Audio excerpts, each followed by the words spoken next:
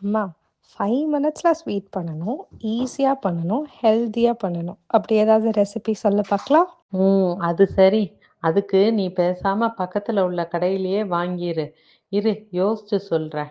ம் அவல் பொங்கல் வேணா பண்ணிர்றா. அதுக்கு வந்து அவல நனைச்சு வச்சுக்கோ, வெல்லம் தட்டி வச்சுக்கோ, தேங்காய் பூ கொஞ்சம் வச்சுக்கோ, ஏலக்காய் பொடி வச்சுக்க, வேணுங்க அளவு வெல்லம் இதெல்லாம் ரெடியாக இருந்ததுன்னா உனக்கு 5 நிமிஷம்தான். 2 கேஷ்யூ இதை வந்து பொடிசாக கட் பண்ணி வச்சுக்க. வச்சுட்டு வெல்லத்தை வந்து தட்டிட்டு நம்ம கொஞ்சம்தான், ஒரு குழம்பு கரண்டிக்கு ஒரு அரை கரண்டியோ கரண்டியோ தண்ணி விட்டேன்னா போதும், நிறைய விட்டுறக்கூடாதுன்னு. அதை தண்ணியை விட்டுட்டு அந்த வெல்லத்தை போடு. வெல்லத்தை போட்டு தீயை வந்து லைட்டாக வச்சுக்கோ. ரொம்ப இதாக வச்சேன்னா சீக்கிரம் முருகிரும். அப்படி வச்சுட்டு அந்த வெல்லத்தை காய்ச்சி அந்த பாகு ரெடியானோடனே அடுப்பை ஆஃப் பண்ணிடு. ஆஃப் பண்ணிவிட்டு அந்த அவல் நம்ம நனைச்சி வச்சுருப்போம்ல அவல், அது வந்து கம்மியான தண்ணி தொளிச்சு தான் நனைச்சி வைக்கணும். நிறைய தண்ணி விட்டுட்டேன்னா அப்புறம் அம்மா ஒம்பா போச்சு அப்படி சொல்லக்கூடாது, சரியா?